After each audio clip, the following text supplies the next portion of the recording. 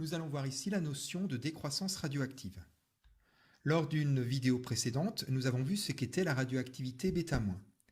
La radioactivité β- intervient par exemple dans le cas de l'atome de carbone 14, qui est radioactif, et lors de cette désintégration, celui-ci émet un électron à grande vitesse et se transforme en azote, puisque dans le noyau, il y a eu un neutron qui s'est transformé en proton.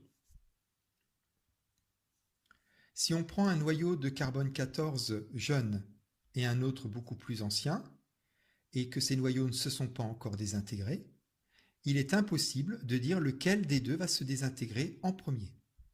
De même, il est impossible de dire quand ils vont se désintégrer.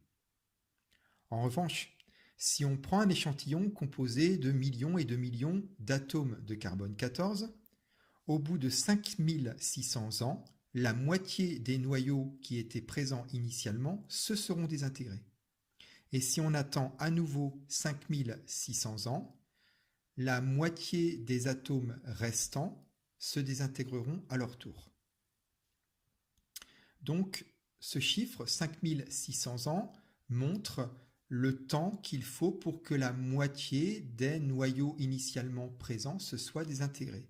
C'est un chiffre caractéristique pour le carbone 14, 5600 ans est la demi-vie du carbone 14. En revanche, pour l'iode 131, qui est aussi un élément radioactif, la demi-vie est de 8,1 jours.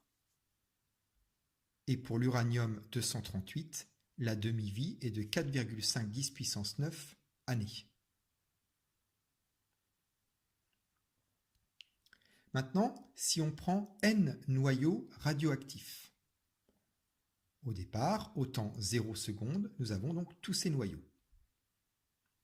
Et puis, ils vont se désintégrer et, bien sûr, le nombre de noyaux radioactifs va donc diminuer avec le temps.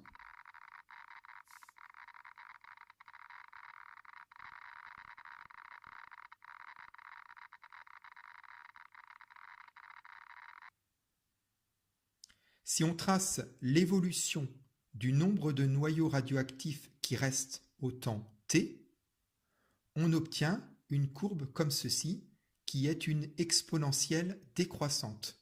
Nous avons n de t, le nombre de noyaux radioactifs qui restent, qui est égal à n0, le nombre de noyaux radioactifs que l'on avait au départ, multiplié par l'exponentielle de moins lambda t, avec lambda, un nombre caractéristique de notre échantillon.